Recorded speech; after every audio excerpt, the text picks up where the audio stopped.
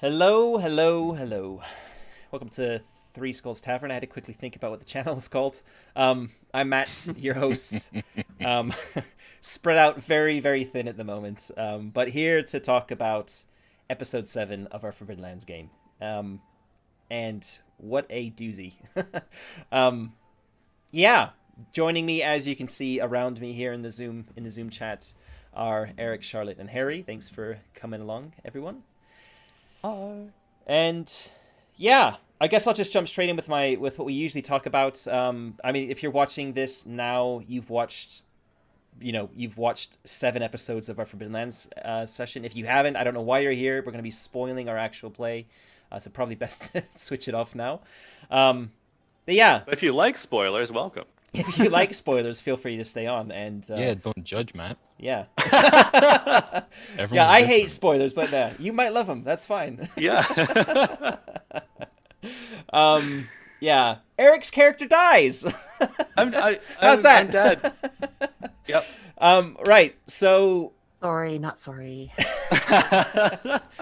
let me talk about prep. Let me start with the usual thing and stick with the thing we kind of talk about. And prep's pretty easy, quick conversation this time round because at the end of episode 6, the group had gained access to the Chapel of the Gods. This kind of like this dungeon, for want of a better term, that links the ruins of Eye of the Rose, the adventure site, to the kind of cliff, the bits of the adventure site that are above the cliffs, so like the ruins below and the inhabited area above. And one way you can enter it is through this like dungeon that kind of goes from down below up to the top. And yeah, I'd already prepped a lot of it for episode 6 because I wasn't sure how long the initial riddle to get access was gonna take. It took a long time, as most of you will know, and therefore I had a lot of prep already done in terms of like having my OneNote notebook full of all the kind of notes and stuff I needed, having read through it more than once, etc., etc. So really what I focused on for prep this time round was obviously it was a month before we did the previous one, so I reread all the bits of the dungeon. I tightened up the Gtove implementation, so the virtual tabletop, how I pulled that dungeon in graphically and how I set that up. I spent quite a bit of time on that.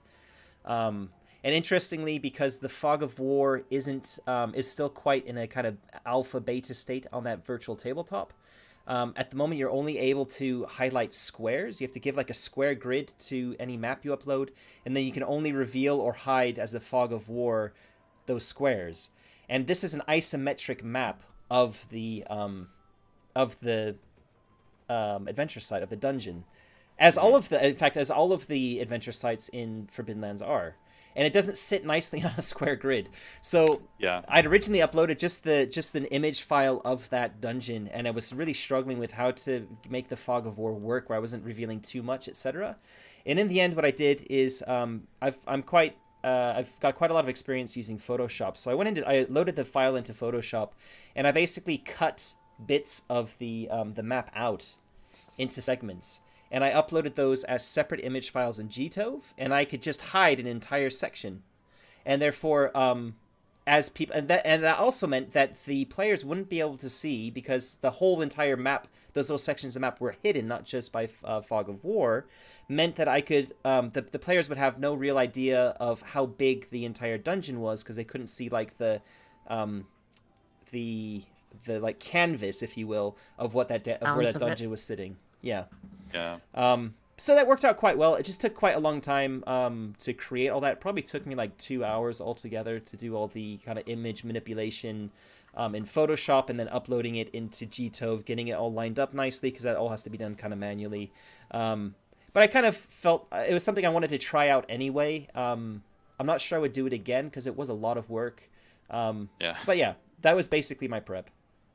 There were no NPCs really to think about. I did have a look at, if you got out of the end of the dungeon, like where you would exit the dungeon, kind of who you could potentially meet around there. So I had reviewed some of the NPCs for the overall adventure site as well, in terms of like who you might come into contact with first. So I had that prepped in case you blitz through the adventure site.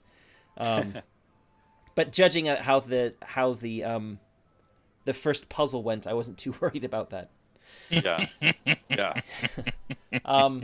Sadly, you have Rude. the measure of us. Yeah. Yeah. It's funny because at the end of episode 6, hey Tony, people were saying to us like, well, you were saying to me, "Oh God, I just hope we don't have any more puzzles inside that dungeon." I was like, Right. the whole fucking dungeon is puzzle after puzzle. Oh boy. Yeah. Yeah. Anyway, so that was my prep. What did you three think of it? We'll talk about the murder of or the death, whatever you want to call it, of Noble sacrifice. Noble sacrifice. Arlex. Heroic delaying action. Arlex's death. No, I thought it was super cool. Like a lot of these things, being on the receiving end of it, it's like, oh, this looks really nice. Well done, Matt. Also looked like way more than I'd want to do. Oh, it was way too much even for me. Yeah. So yeah, I mean the end result was super cool. And I'm sure it's the sort of thing that people watching, I mean I hope anyway, appreciate. Oh, wow. Oh, Wow. no, my great. background. Your background is Wow. taken over. Yeah. Harry's gone full goblin. Oh no, it's finally happened. So yeah, no, I mean I think it was cool. I mean it was fun to see and to play with as it went. Yeah. Yeah. And again, I hope that people watching, like, it's the sort of thing I think as someone watching I would like to see. It keeps it somewhat visually interesting, I guess. Yeah, that's the big question I've got. I'm always asking myself is what kind of balance between theater of the mind and visuals do I want to have? Because I don't want to be prepping lots of battle maps and stuff like that. Right. I mean, in Vaesen we have very very little in terms of visual candy. The only stuff that I'm really I mean I'm in control of what the viewers are seeing. So I have this overlay which I'm in control of, and mostly I'm just showing character sheets pretty much the whole time. If you've given me a handout, then I can show the handout, that sort of thing. But generally speaking, it's pretty almost completely theater of the mind. Twilight 2000 is using GTOV pretty heavily. But that's more of a tactical, it's a tactical military simulator, so that kind of makes sense. So it's just a funny one. I'm getting, experience with how to use that thing, but it also takes a lot of prep time to get stuff ready in it. And Yeah, that's an interesting one. I think that, because I think Forbidden Lands is actually an interesting place mechanically in between those two things also. So I think that's it. I mean, there's a lot of room in Vaesen for using handouts. Though it hasn't really focused a lot in the mysteries we've done. Like I was talking about last time doing a map, but then I actually decided against it in the end. Like I have my sort of GM reference one, but I like the freedom of being able to introduce things that aren't necessarily on a map, which can be led very literally. Yeah. When sometimes it's nice to have that creative space where you can be like, oh yeah, if a player wants to do something and you haven't already detailed where they are, they're more free to come up with that thing that they want to do than if you sort of laid it out. I mean, they still could do it theoretically, but I think it's less likely. Yeah, you're not pigeonholing yourself, tying yourself down to a to a set of rooms and whatever. Definitely I can see that. And I think for Forbidden Lands I could easily I mean running a dungeon is really hard without the map. I mean you couldn't really do that one. I mean I could theoretically, I could just say you come to another room and this is what you see in the room and stuff like that. And in fact there were some spoilers for you in some of the images, in fact. I felt with kind of solving some of the puzzles. I mean, I was looking at them desperately, trying to look for any clues. So I don't know. Maybe that's a good thing in this case. I don't know if it helped me or hurt me ultimately, but yeah. Golgotha has a thing where you sort of do it's dungeons, but it's dungeons that's more like point crawly. So yeah. Anyway. Charlotte and Harry, what are your thoughts on using a virtual tabletop versus doing it theater of the mind?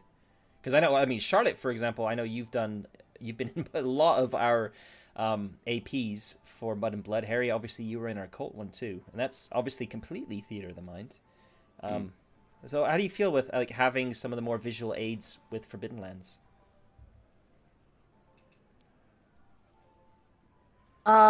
with Forbidden Lands, in some areas that we've gone through, having a map to be able to look at and be able to kind of visualize our surroundings a little bit more helps.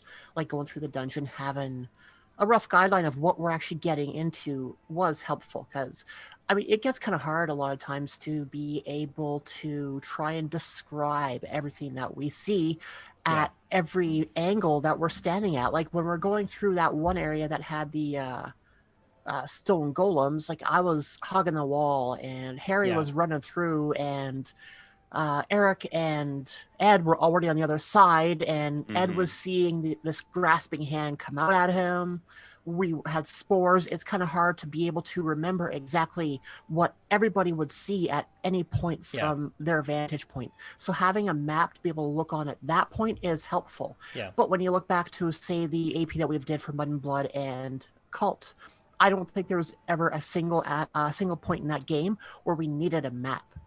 So like the game, to me, it is game dependent. If I'm running a game of Warhammer Fantasy Roleplay, then I'm going to use a virtual tabletop, especially now that I've been starting to dive into Foundry and a lot of the neat little features that are on there, because it makes the job a hell of a lot easier. So like if I had that when I think I had Eric on there on the very first one that I did on my stream, having a map on that would have been helpful. But as it was all theater of the mind at that point. Like being able to see him in the bedroom that was attached to the hallway, and then having him try and burst through into the hallway to try and take out the bad guy there. Having that as a visual representation would be helpful. It's like I think the more that you have going on, the more helpful a virtual tabletop or at least a map to look at would be. Just be able to get like a mental image. No, I wonder in that, sorry, just thinking back to that example, like I wonder in that case if I would have acted differently if I'd been able to see it. I think there's an argument as well. And it was kind of fun the way it played out, so I kind of didn't want to change it. Definitely. And I think one other thing as well with that is that if you would have felt a little bit more disoriented and a bit more confused by not having the map, that's perfect for that actual scene, because you're meant to have been like completely disoriented in the dark, not knowing which way was forward or backward. And it's just important that I'm keeping track of where you all are. I think there's a lot of arguments made for both sides, but I think generally speaking, like one way that I could see doing this, which would be less prep for me. I actually have like a graphics tablet. I could just draw like on a whiteboard, a sketch of a dungeon as you're going through. You know what I mean? We could have bubbles for the rooms that you're in. I could just number them like, okay, you're in this room now, 1, and I could put like a little scribble on the side or something, or like, here's some tags of like what, like, to use like aspects from Fate or tags from Powered by the Apocalypse. Like, here's some little elements of the room that you can like, what your senses are picking up, or like what you see or what you smell or hear or whatever, and kind of list them out on just like on a whiteboard. And that's what I would do. If I wasn't running things virtually, that's what I would do face to face. I usually have scrap paper, and I don't prepare fancy maps for face to face gaming. I scribble stuff quickly on a piece of paper, and people just look at that. And it's possible to do that here with Gtove and with other things too. Yeah, when it comes to in-person gaming, I've started to bring like big rolls of like brown paper to spread out on the table. So as we're moving forward, I'm drawing things in front of them. Okay, so this is what you see here, and this is what's open to you, and you're That's here, the enemy's here. Yeah, I mean, you get a roll of paper for cheap, so. Yeah, definitely. Fenhorn just says also preparing too much, and then the players not doing anything that you've planned, and with an angry face. And I know that frustration. I've like the big argument for that is, well, as long as you've prepared something that you can reuse later, it's all good. But at the same time, it's like, well, there's only so much that you can reuse. I mean, I used to be a very prep heavy GM, and that's the problem for me for virtual tabletops. I also love Photoshop and like image manipulation and maps and shit like that. So it's like virtual tabletops play into that a lot, and streaming for people as well, where it's like people are gonna be looking at this stuff. I want to prepare a nice map, I can see myself slipping back into that heavy prep that I had actually kind of weaned myself off of in my kind of face-to-face stuff. But anyway, let's move on from talking about the it's actually, I find it quite an interesting topic of conversation, but we've got limited time and we want to actually talk about the session in question. So yeah, let's discuss the elephant in the room, and that is the death. I just saw what Eric changed his Zoom handle to. Arlek, rest in peace. The death of Arlek. So he died. I'll basically reveal a little behind the scenes stuff that has kind of happened, and to people who are listening or watching who haven't necessarily, wouldn't be aware of this. But I have been trying to bring all of our campaigns to a close for either December or January. For some of that, excuse me, I've been drinking that beer too quickly. Thankfully, it's not loud. Anyway, talk about fucking tangents, right? So for things like Vaesen, where it's on a mystery structure, and mysteries are very structured in that game, it's very easy to say, okay, we're going to stop after this next mystery, right? So as long as it takes us to finish this mystery, we're not going to do another one after that. For Twilight 2000, we've come to a place, like I had a chat with Ed and said, when we're like, we need to tie this up within ideally 2 or 3 sessions. Or like, I think that's at the time when I first said it to him. So he was able to kind of think in his head, okay, I need to think about maybe like what's with stuff that's happening, how I can try and like, bookend the adventure at a certain point. Because he's running things very open-ended for Twilight 2000. And here for Forbidden Lands, it was like, okay, we got to this adventure site. We're gonna stop at this adventure site. Like whatever happens with this adventure site, we're gonna be kind of, season 1 of the Forbidden Lands campaign is gonna come to an end, and then we're gonna start doing some other stuff. And there's lots of reasons for that, but basically I want to kind of change the format of the channel a little bit, and it becomes quite jarring. Also with some of the commitments that players have given me with how often they can play and stuff, becomes problematic with some of the changes I'm proposing. So it kind of made sense to just bring everything to a close and kind of start things from fresh. So I had a chat with specifically, I can't remember if I had this chat with all of you, if I just had a chat with some of you. I think I might have had it after a session, but I don't remember. But I basically said, like, I wanted that you were all aware that we're trying to bring things to a close, right? And I had a chat, I think, offline with Charlotte about things as well, because she was asking me some kind of questions about like what I was thinking with that. And Charlotte and I have some history because I ran a Coriolis campaign for her in the past. And there was a character death in that I kind of had spoken with the character who died in advance. And we recorded this session, like a double session, on Thanksgiving Day. And this is my brother, the person in question, and he lives in the US. And he couldn't commit to playing both sessions. This was like the penultimate and the final session of our campaign. And we were having so many issues with like scheduling and stuff. Like, we have to run it on this day. He's like, okay, I can do the first session. I can't do the second one. I was like, right. How do you feel about your character dying at the end of that session, like that penultimate session? Because he was having issues with his character, didn't feel like he was getting into it really well, and wanted to roll up a new character if we did a new campaign. And I was like, okay. He was kind of talking about sacrificing his character to... Yeah, anyway, I don't want to go into too much detail.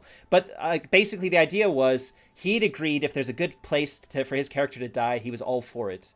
And I had basically set it up so that there was a place where his character could very easily die.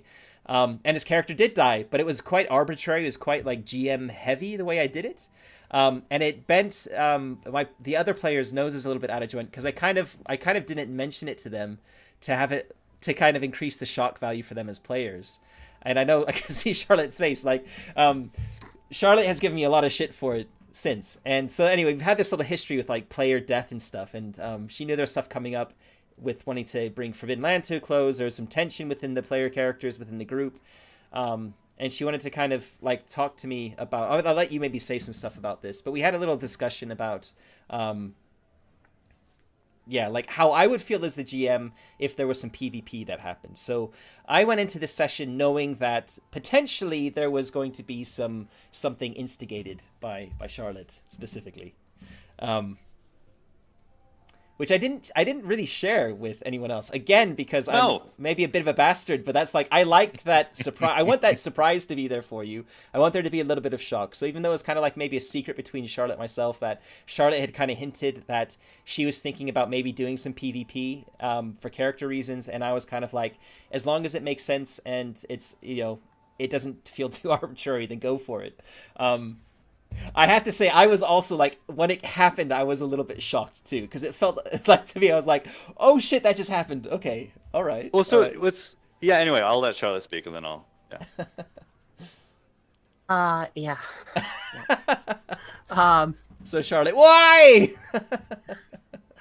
So going into that session, I was kind of the mindset that it would possibly be our last, because we're taking a break in December, not including our tavern talk here, and I knew that Matt was wanting to do a little bit different things in January. So, what a perfect spot to end this! Because like if we were able to make it through that location, and then it opens us up to other things that we could do. So that was kind of like a time to do it. And like Matt was saying, there was some tension between Arlek and Lyria over the course of the campaign. Excuse me, warm beer. Yeah. Got the same problem. Yeah. So I was going into that knowing that I was going to do something, but I did not know what. It just happened to turn out that was a perfect opportunity for me to make use of my magic, which only got used once in the campaign up to that point. So let's make it shine a little bit. Mm-hmm. And you were also sitting on a pretty big pile of willpower points too. I think you had like 7 or something, didn't you? I think 6. Yeah, something like that. Yeah. It's still quite a lot. Like it's capped at 10, so yeah. Yeah, I hold on to XP. I hold on to meta points. And... Yeah, I mean, definitely we were getting towards the end of the session as well, right? We didn't. Yeah. You had no idea how far, like how much more of this dungeon there was. I'm not going to tell you either, because we got another session coming up. Although you have left the dungeon, so anyway. Yeah, we've basically wrapped up that session. That adventure site is kind of history now. I mean, I just have to kind of narratively figure out what happens. But yeah, you're not going to kind of be directly involved with it now. That's kind of decided. And yeah, I think for me it was kind of like I was kind of waiting to see when an opportunity would present itself for you to do something, potentially. And it did. And it was kind of getting further and further along in the adventure site within the dungeon, and then when it happened, it was kind of like, okay, yeah, this is probably the hardest challenge you've come across in the dungeon. This is when the snakes come pouring out of the walls. But it felt like, to me, it was kind of like, I think what surprised me is that you did it right at the beginning, right? It wasn't like you waited until like felt like almost all hope was lost, and then it was like, okay, the only way we're gonna come out of this alive is if one of you sacrifice yourselves. I'm not even gonna ask you. I'm just gonna turn one of you into toast. Yeah. You know what I mean? And for me, that was what shocked me a bit. Is I was kind of like, okay, that happened right now, like right at the start. Okay, well. Yeah, I see. So I think that was what surprised me too. Like, it's funny because I shared after, like, I had a text conversation with my wife like right before the session. I was like, I don't think Arlek's making it through this one. Specifically for that reason. This is like to the point of like blood boil. This is how I was pretty sure Arlek was going to die, right? Just because like Arlek had his own way that he wanted this whole thing to go. Yeah. Right. And obviously that was in contrast to what Lyria wanted from it. Right. So that there was going to be conflict was sure. Right. Like I was prepared for that. But yeah, again, like in the same way, I was like, now this is weird. Cause like, I felt like even mechanically there wasn't really much gained for it. And it actually put everyone in a dangerous position. I was like, okay. So yeah, that, where I was expecting not necessarily go through this or for this to end in some sort of at least conflict of interest. Though maybe not. I was kind of like, so like I think Arlek's whole thing is like he just wanted to avoid this and kind of see it through and like like his character is sort of like this sort of negotiator. He kind of wants to find his way to do well from other people agreeing, and like he saw this opportunity to sort of ingratiate himself with both like this one elf faction, but also with the orcs, and to the detriment of this other elf faction, right? So that was kind of like his path through all this. So yeah, I kind of expected the whole thing, but yeah, the timing of it definitely caught me off guard. I was just thinking, you're on the ground, you're poisoned from the snakes. Yeah. At that point, it was supposed to make a barrier between the snakes and us, so the other three could get away. But then Harry jumped over the body, and Ed was on the other side, and none of that worked out as it was supposed to. Now, for anyone who has forgotten previous episodes, this is not the first time that Lyria has tried to kill Arlic. Maybe not so hands-on, but when the octopus had him the first time. Oh yeah. She was waiting. She was waiting for the octopus to take him out, and it wasn't until other people came by that she actually stepped in and took out the octopus. Ah, man, I forgot about that. Why the hell have you been so homicidal from the beginning? Blood sorceress. He ruined the dynamic of the party. It's part of the dynamic from the beginning. Anyway, yeah, so yeah, it's kind of a weird thing, right? Because, like, yeah, obviously you play a character for a while and you get attached to them, and like it's disappointing when they die. Like there are things that like would have been nice to do with the character, but ultimately that was kind of, it was drawing to a close anyway. Like that stuff wasn't going to happen. So yeah, it's definitely not the ending I would have chosen for him, but in the end, it is what it is. He went out in a blaze of glory. He went. Yeah, a human candle. Well, he definitely went out in a blaze. Yeah. I wouldn't say I don't know how glorious it was for him. But afterwards, like I took out one whole unit of those snakes in 2 rounds on my own. I think just with my axe. So they weren't as big of a threat as what we were seeing them as mechanically, I'm thinking. If we kind of stood our ground and plotted through, we could have taken them out. Yeah. Yeah. I think the other thing about it, mechanically speaking, I think is interesting, is like it was never clear mechanically speaking that he was ever dead, right? So I think that's something we struggled a bit with in the session, so that maybe that's worth bringing up too. That's something to talk about, because we talked, like, one of the things, the purposes for this tavern talk is to talk about some rules that were kind of a bit murky, that I may have made a ruling on, and to try and investigate the book to find out, like, you know, if there actually was a rule on that and how it should have been run. Because I think that affected Kark as well. It did, yeah. And this brings up an issue in Forbidden Lands. In fact, Year Zero games in general, when it comes to being broken by a critical injury, which is considered like atypical. And it's a little bit of a gray area. It's not super clear on how it's meant to be handled. I am aware of how it's meant to be handled because it's always been the same rule in all the games from the very beginning, from Mutant Year Zero onwards. But it's still, like, in the moment, you still kind of trip over it. And for me, it's always a case of tripping over and being like, did they change it in Forbidden Lands? I can't remember. And going back and looking at it, and also being aware that somebody has also created critical tables specifically for fire damage.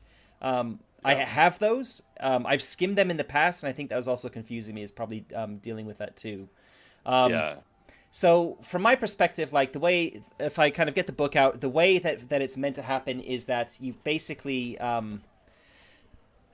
you're taken out and you're meant to die within a certain length of time if you're not seen to with this atypical damage, right? And it's meant to be sort of dazed, and it doesn't really work with fire particularly well, because if somebody's on fire, they're not going to die after a couple of hours or a couple of days. They're going to die within minutes as their, like, body is burnt to a crisp, right?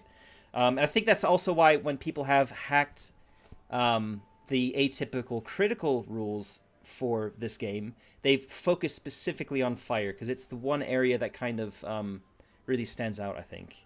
Although drowning's another one. Like, you don't, if you can't get air, you're just going to die. Anyway. So the rule basically says for atypical critical, or it's called non-typical in this game, apologies. is that it's lethal, yes. Time limit is D6 days, and you remain unconscious until you die or are healed. And really, one way of looking at it, I know that I think what we ended up doing in the end, Eric, is something that you suggested, which was that if I'm taking more damage after I've been broken by the fire is basically coup de grace-ing me, right? Yeah. Which is certainly one way of looking at it. I think in the end, that was just like the cleanest way of looking at it and thinking like, you know what? You are on fire. You were burnt. Your blood was burnt from the inside out. Like, you're not going to die in D6 days. You should be dead already. And you're still burning. Like... Yeah. So like you and the fact that you suggested, like I was kind of struggling to stay within the rules, but also like I didn't want to just have you dead without you kind of being happy with it. So when you actually suggested it to me as well, I was like, okay, sure, you're the player. You think that makes a lot of sense, and that your characters should be dead by now. We're gonna run with that. I think it's probably better for everything at that point, except for poor Arlek, for him to be dead. I mean, it is interesting, but it is a case that, I mean, unlike a character, you don't have to fail an empathy roll if you're fire. No. Or drowning, like you say, or whatever. And I think that's a very reasonable way to do it. Yeah. With that spell is a bit weird too, because if he made a successful move turn, then the fires would have gone out. He would have been broken. He could have been saved. And that's where we're kind of confused as well. It's like, okay, so because we didn't. That's true, because we didn't actually look at that. We didn't look at the text of that at the time. We missed that bit out, right? Because that probably, in hindsight, that for me as a GM, I should have been able to offer that option and say, okay, you're being set on fire, and it hurts like hell. But if you can move.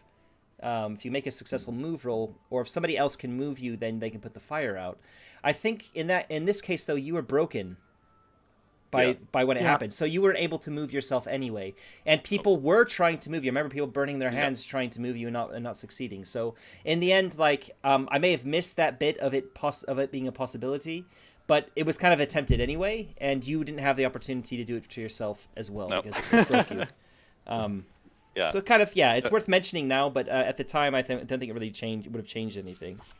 Yeah, with how we handled it. No skill test when you're broken. That is in there. Yeah, no, it definitely is. Yeah. I think I was going to make myself immune to fire to get him rolled over to put flames out, but then the snake started to cause issues.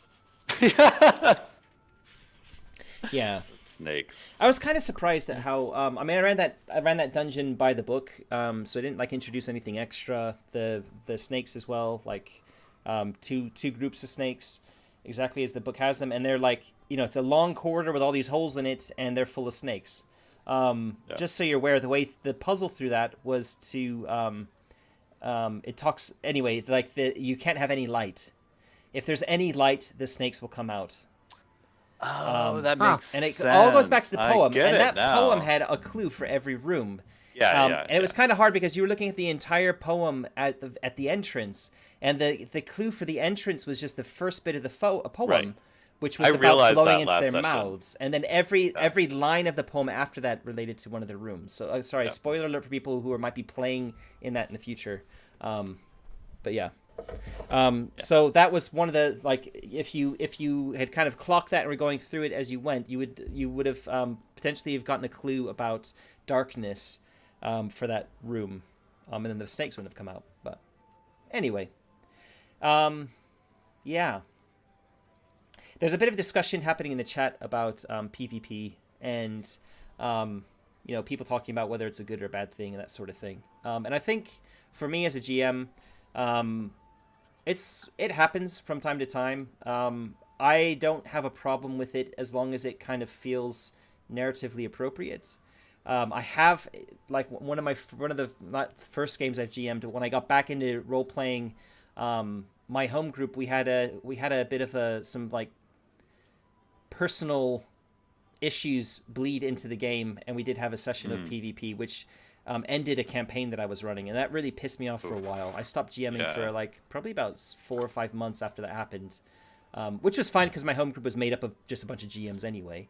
But I had no desire to GM for them after that happened, because it was kind of like, you brought my campaign to an abrupt end because you got pissy with each other and duked it out, and it was like, you kind of ruined the fun for everybody.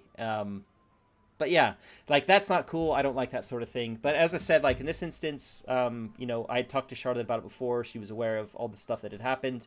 There was a history with her character as well. I completely forgot about the bog octopus situation. And in certain games, it's definitely appropriate. If we look at, for example, Alien, cinematic play revolves around PvP. You're given personal agendas, which are prompting you to do PvP. You are meant to identify another PC that you're a rival with. I mean, the whole thing is geared towards that. Anyway, so in certain games, of course, it's kind of built into the mechanics. I'm not saying that's the case here in Forbidden Lands, but it's a part of the game, and I think if you play with players enough where you know that they would probably not be too pissed off about it. That's the other thing as well. Like, I feel like I know Eric enough to know that he wouldn't have been pissed off about it. I had kind of asked some probing questions in the past as well. And he'd also made he'd been saying some of the things that kind of pointed me to the realization that, so I, like, as a GM, I was kind of like, your death is nigh, Eric. Yeah. Are you going to be upset never about said that in so many No, words, but it's like in my head like that, and then I'm watching how you're relating to discussing the campaign as it's going at the time, and kind of like keeping that in the back of my mind, like, how do I think you're going to handle this? Because I could always say to Charlotte, like, I think it could really piss Eric off, and that's not worth happening. Like, have that conversation. But in the end, I kind of gave her the green light. So yeah, I think it really depends. And I think the time that it really sucks is when it is pulled out as a surprise for everyone, and even like the GM, and like, if everyone's surprised, like, that was not in character, that was petty, or like, what was that all about? Or if someone's playing the like lone wolf like type of character, where they're like, they're just into to do it for themselves, and it's like they can make some sort of weak argument that it's in character or something. It kind of, I don't know. I think that's never cool. But it's an interesting one. Some people are really dead set against PvP. But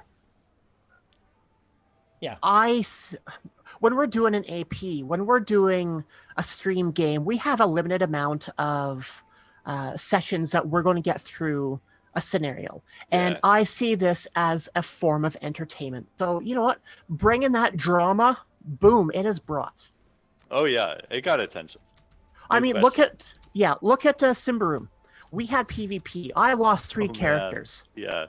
Right? That was a campaign there too. Sorry, just pause for a second, because it looks like this stream is dropped for most people. Yeah. It's back. It should be back. I mean, I look at the dashboard. It hasn't given me any warnings about my internet health. It's saying excellent connection the whole time. Yeah, it came up as a YouTube error, so I don't think. Yeah, so I think it's just a refresh, but I think everybody was saying in the chat that it had dropped. So there we go. Yeah, we're back again. But yeah. So I don't know if anyone would have missed any of that, but yeah, no, I think there's quite a few. Yeah, there's a lot going on specific to this campaign that kind of, for me, made it not something that I'm too worried about. I'm not losing sleep about. And one of the things I think is worth talking about is Forbidden Lands as a game, and the way that groups are created in this, especially when you look at games like Coriolis. And this is I don't want to be too preachy, but I very strongly feel that games should have a pretty solid idea of a group before characters are created. Coriolis has that built in at the very beginning, so even if like the GM hasn't said anything to you about what kind of campaign is being run, you have to come up with a group concept together before you come up with your character concepts, and I really like that. When I tend to pitch games to people for running campaigns, I have very specific campaign pitches that have the group concept baked into it, because I want people, before they start thinking about character concepts, I want them to think about them in the context of a group. And I don't want it to be like you're a bunch of random strangers meeting in a pub or in a tavern, or anything like that. And in Forbidden Lands, the other thing I really love are life path systems. And I really wanted to test out and do the life path systems that Forbidden Lands has, and that meant everybody creating their own random characters in isolation from each other and trying to figure out and come up with a reason for how they met after the fact. And it does, I believe, lead to some, and it kind of fits with the way the game's written. And like, the game is written as you're a bunch of, rogues and adventurers out to make your fortune, and you're kind of a bit cutthroat. You're kind of a little bit selfish. The way that kind of the game pitches it, and that's kind of encouraged. But at the same time, it does mean that some things like this can tend to happen where you get some dissonance within a party, because there's not necessarily a very strong glue holding them together. And that can make for some interesting stories, and that's perfectly fine for a lot of people. But for me, I think in hindsight, if I was to run another Forbidden Lands campaign, with a different, like, not necessarily a different group, meaning not you people, but a different group of PCs, I would do it with a very, I would mandate that it has, like, here are some group concepts, pick one, and we'll run with that. And if you want to randomly create some of your characters within that, then roll on some of the life events and stuff like that in the life path. But you're all humans, or you're all dwarves, or such and such is such a thing, right? So it's kind of like, here's where you're starting the campaign. This is who you are as a group. Find your place within that group and create your characters within that. And in my opinion, would, like, that sort of thing handles, like, kind of solves a lot of these issues that can come up. Anyway, and I'll use, like, Mud and Blood. I don't know how many people watching are aware. Like, I'm a podcast host for a podcast called Mud and Blood, and we've run lots of actual plays. The actual play I ran of Coriolis, which I was talking about a little bit earlier, I had a very specific pitch, and but Coriolis already had that baked in, as I said, so that was never really an issue. It was kind of like, I don't even have to think about it really. I just need the players to come up with a group concept, and I can build the campaign around that. We ran another Warhammer Fantasy Roleplay campaign, and that very, very much was, here's a group concept. You're a band of mercenaries, and let's build your character within this mercenary group. And it was very, like, regimented with, like, the process we went through to do that. Which part of which part of the company did you belong to, and that sort of thing. So you very, very much as a player felt like you had a place within this group. You knew your place. You created some of the NPCs that were in it as well. And it was a really, like, for me, as a player in that, not as a GM, it meant that I had a very strong connection to that entire group, even though I was kind of the laughingstock as the player character. I still felt a massive connection to that group. I never felt like I wanted to run away or anything like that. Anyway, I realize I'm going off on a bit of a tangent, but it all kind of ties back, I think, with PvP and with Forbidden Lands specifically. And I think this is possibly why some other games that are really focused on adventures, like D&D, for example, some of the kind of dungeon crawling games, the OSR, for example, will have similar issues with PvP and stuff, because they're not necessarily mandating or suggesting that groups consider a group concept during the character creation phase. So, yeah. Tony's asked a question. It's a good one. Yeah. What's the future of the campaign and group? So, yeah, I think we'll find out what the future of the group is in our next session. I want that to come out during play. I'm not writing it off at all. I don't actually. What we haven't talked about is whether Eric, as a player, is going to be joining us in that next session, because we know it's going to be the last session of this season, like of this arc. Yeah. We could theoretically introduce a new player so that we're kind of setting that up for something new. It could potentially feel a bit forced. I haven't actually spoken with Eric about this because it's only going to be happening in January. We got plenty of time. And I haven't even put a lot of there's so much other stuff on my plate. I haven't really put much mental energy into thinking about it yet.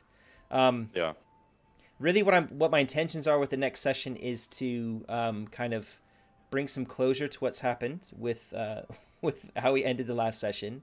And I'll try and think of a way to make an interesting 2.5 hour session. Regardless, and kind of maybe end it with a bang, end it with a cliffhanger. Maybe, I don't know.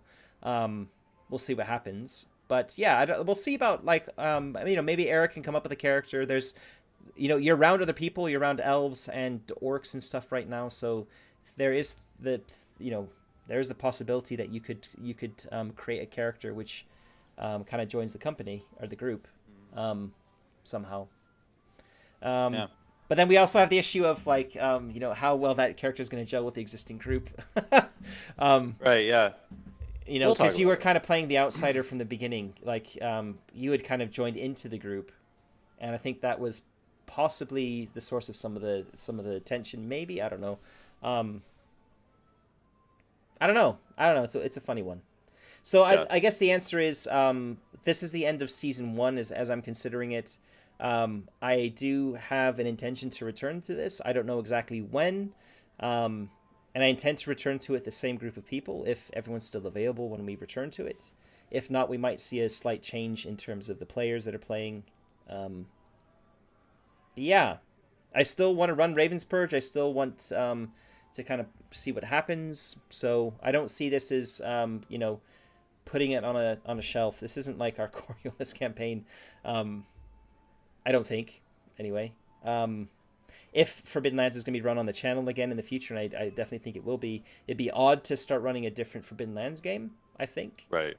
When this one still has a story to tell and like the campaign isn't anywhere near finished. I mean, this is the first proper adventure site you've come to.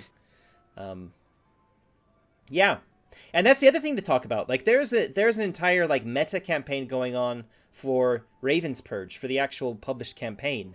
And this adventure site plays into that. And by kind of now choosing to not engage with the adventure site, I have to do some thinking about like what that means for the plot. So it's kind of interesting actually for me as a kind of mental exercise.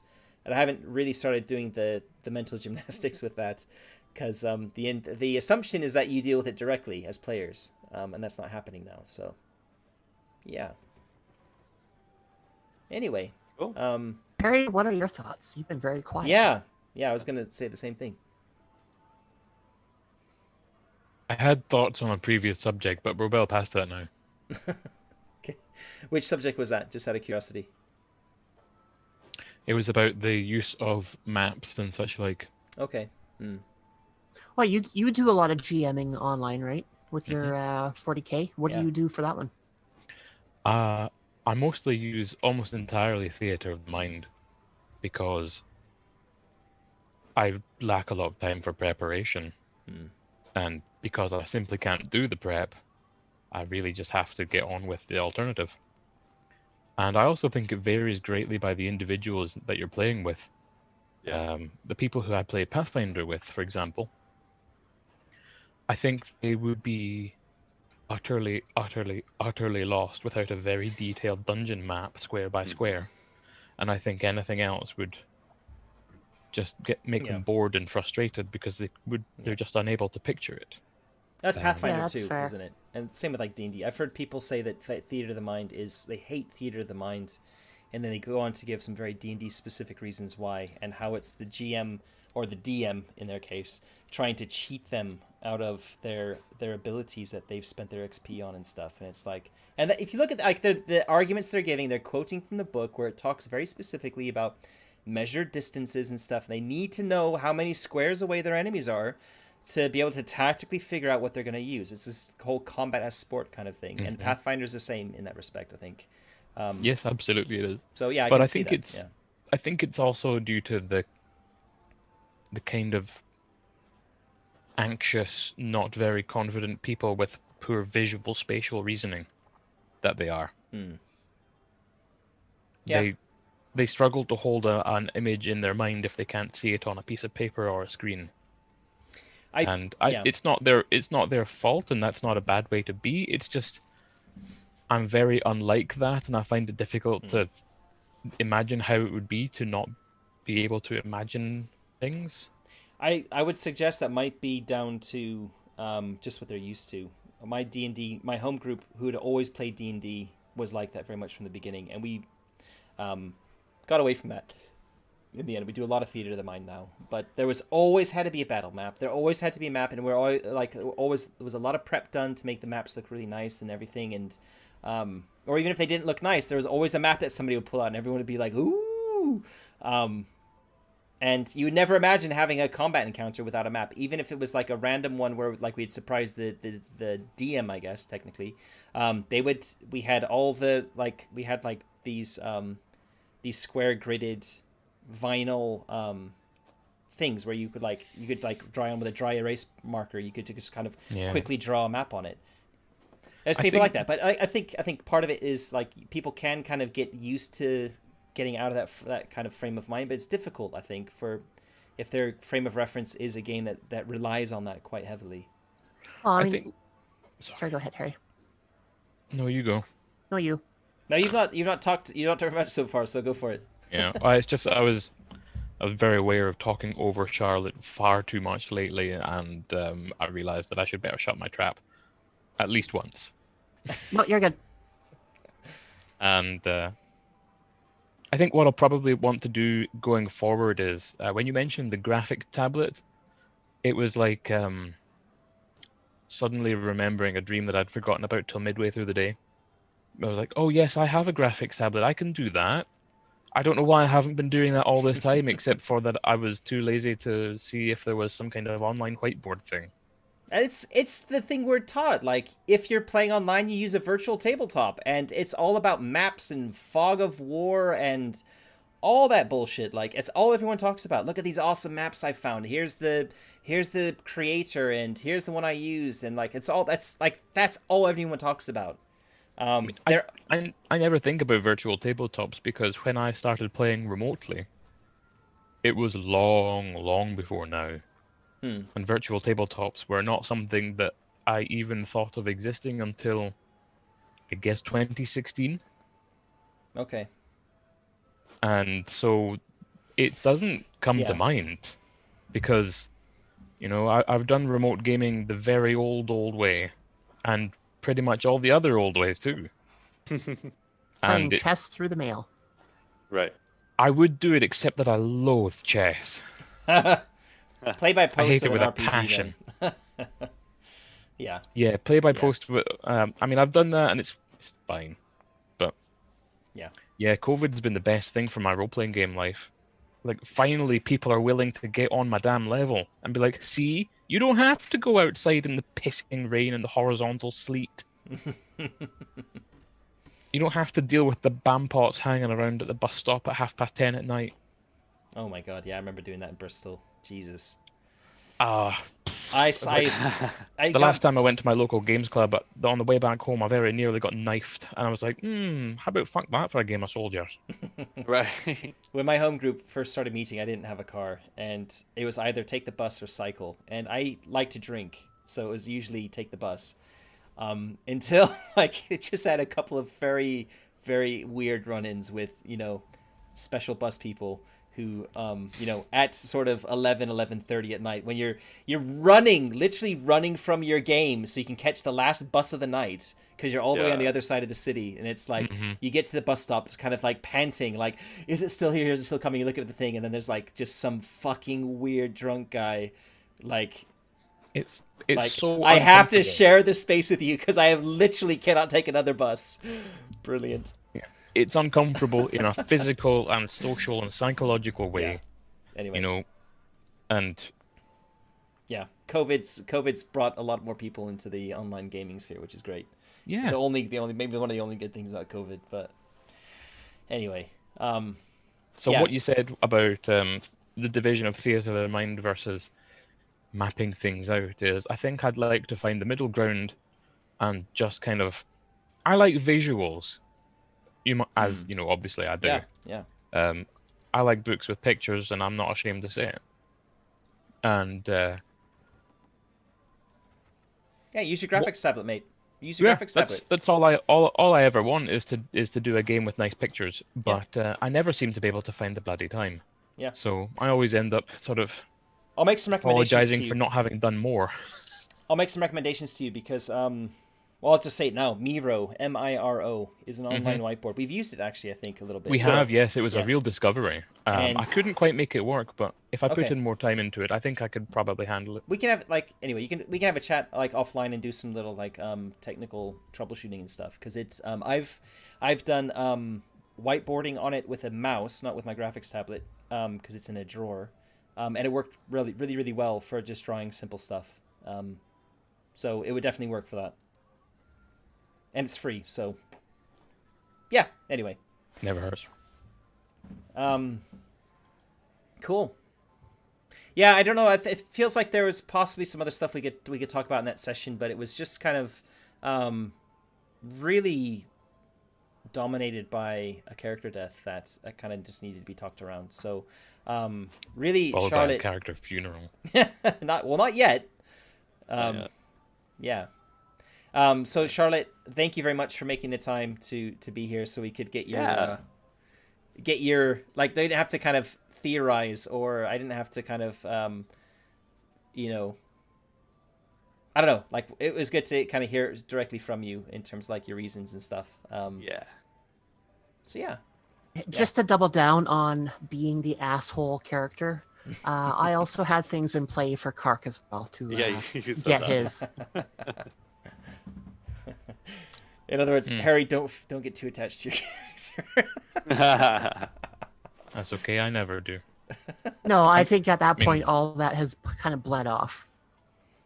Yeah, like you've taken it out on Arlek, and I'm safe for a bit because you've had your ounce of you've flesh, let the steam off. Yeah. Right, pound of yeah. flesh, whatever it is. Yeah, just don't fight any more elves and you'll be fine. Well, maybe they shouldn't want to fight me. Yeah. You touch the cactus, you get the prickles. Cool. I mean, we're kind of perfect for time now to bring this to a close and to like do the little swap over for Vazen. So, unless there's anything else any of you want to talk about. I don't think so. No? Cool. Swearing my undying loyalty to Charlotte, As you should have from the start. so long as I'm well supplied with, gold and food and booze. Reasonable. True Viking style. Everyone can sympathize, I'm sure. Yeah. Cool. So for people watching, we're going to do the Vazen Tavern Talk live directly after this. It's just going to take us a few minutes to swap the Zoom things over. There is, I'll just share it in the chat for those of you in chat who want to do it. You should have, if you're here, you found the like media, the social media kind of links anyway. But let me just share the link to the Vazen Tavern Talk that'll be going live shortly before we close this one down. Just copy it. So there it is in the chat. So yeah, if you've been following Vazen, Eric's going to be kind of walking myself, and I think Tony's going to be making it, and who's in the chat right now. And I'm not I didn't actually check to see if anyway, we'll have some of us as the players Yeah. to talk around what's happened there, because we had some kind of momentous things happen there too. Yeah. So thanks very much for watching, and catch you next time. I'm not going to do the whole subscribe and like thing because I'm assuming people this deep into Forbidden Lands have already subscribed to the channel. If you haven't, then please do, because it if you're this attached to it already, then you should be subscribed really, because it just really helps the channel.